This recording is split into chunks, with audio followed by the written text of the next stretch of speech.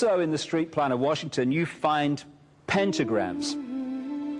So here we have two pentagrams in the street plan of Washington. The top one points into the Capitol building, and the one at the bottom points into the White House.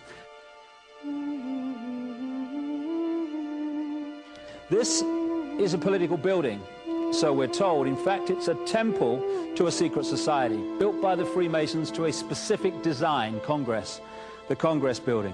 Where did it get its name from? Capitol Hill, from a sacred place of the Roman Brotherhood going way back called Capitoline Hill. And when Madeleine Albright, high priestess of this brotherhood, became Secretary of State, and she went across on her first overseas visit to Europe, she actually went to Rome and made an official visit, what for her would have been a pilgrimage to Capitoline Hill in Rome, and that's where we get Capitol Hill from. This is George Washington. In the last century, they decided they didn't have a decent statue of George, so instead of getting an American to produce one, they ordered it from Italy, from Florence. And when it arrived on the dockside, people were staggered, because here was George, the first president of the United States, depicted naked from the waist up with this cloth over his Bill Clinton's, and then pointing up one arm, pointing down the other. What's going on? Unless you realize where these people are coming from, it's inexplicable.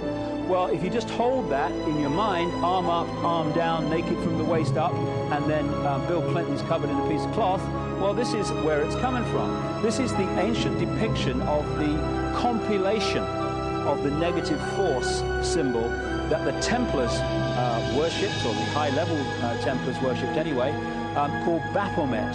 And this is why that they depicted George Washington in that way.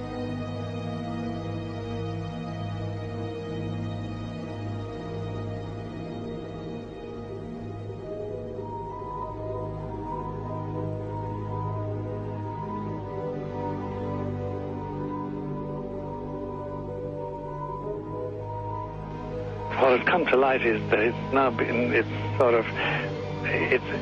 is not so surprising for a lot of people that there are covens amongst the very educated class, architects, doctors, lawyers, priests, brokers, and the leisure class.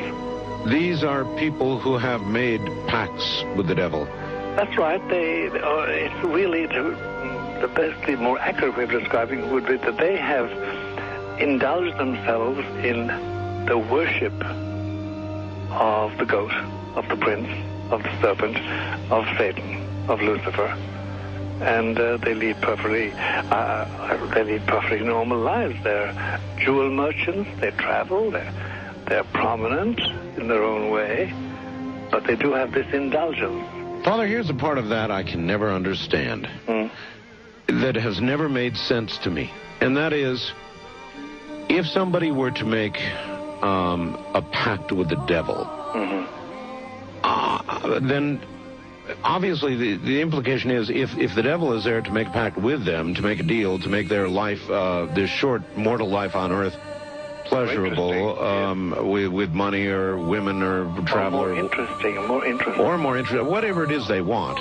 Yes. Then they are aware of the presence of the devil, and they are obviously aware then of the presence of God as well, and they nevertheless make a conscious, stupid, short-term, blind choice to take what they can get in this lifetime. And to embrace one, you must embrace the other. It's not like it's some wishy-washy person. I know you do.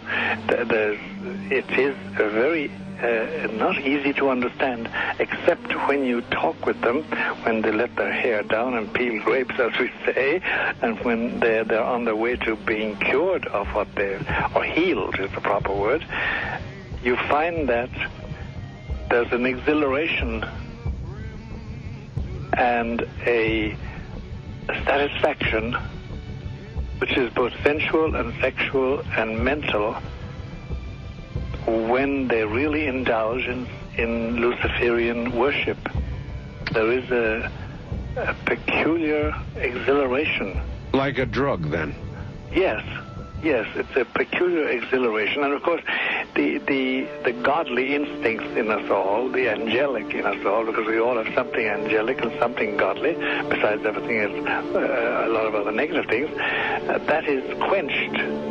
And you find in them a horror of anything, what we call sacred and holy, or sacrosanct, or the idea of the idea of the sacred, of the awesome.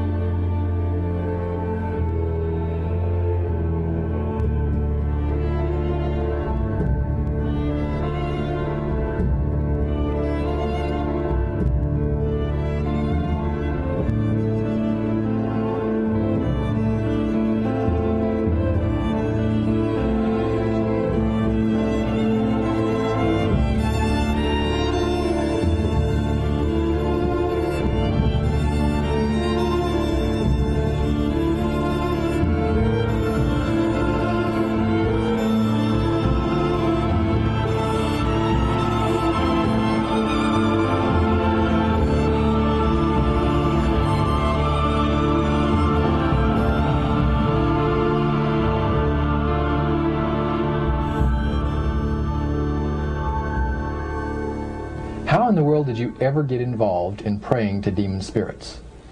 A fellow that had been on a particular ship with me, he told me, "Hey, I got something fantastic to tell you." He said, "I am affiliated with people that speak with the spirits of the dead. How would you like to talk to the spirit of your dead mother?" And I was shocked. I was shocked.